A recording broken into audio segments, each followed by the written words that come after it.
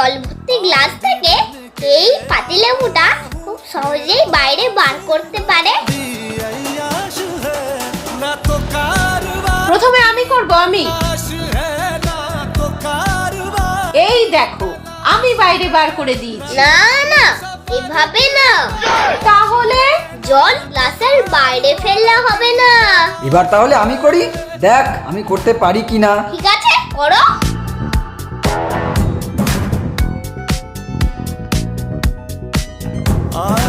এই দেখ, হয়েছে এবার।